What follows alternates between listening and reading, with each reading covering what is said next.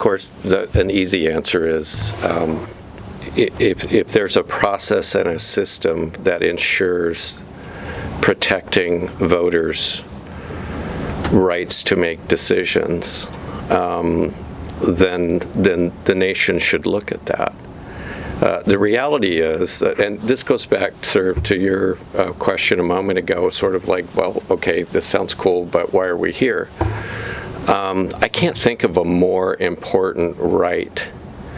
to be protected than that of American voters to vote their conscience and beliefs, irrespective of whatever your beliefs are, or party or non-party. And so there's been so much attention drawn to this because of since 2016 and the coverage of this, and you tie this in with the realities of the internet and all the wonderful,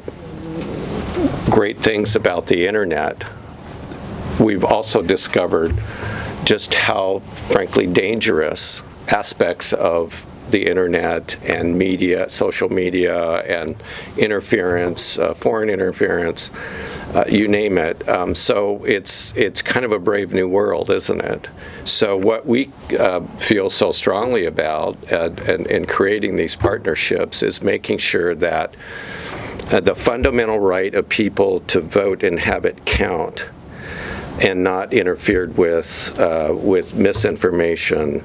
and all the various kinds of threats that have been identified and those that haven't been identified yet.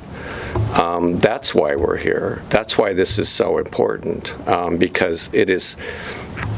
in the United States, we have a number of constitutional rights that people hold very dearly, and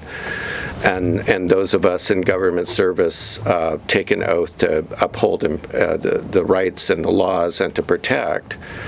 And again, I can't think of a more valuable, more meaningful right than that of being able, as a citizen of the country and this state, to vote. So that's why what we do is so important, and we're all very excited about the symposium tomorrow evening and what those in attendance are going to learn from the experts who will be speaking, including from the private sector, because it's very important components beyond the government is what can the private sector do, those in the social media business and in the internet, what they can do to work with citizens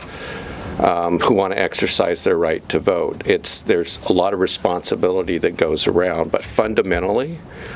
as a voter, I want to know that my vote is counted and done so correctly, and that we're doing what we can as individuals to guard against what can be very complex and influential interference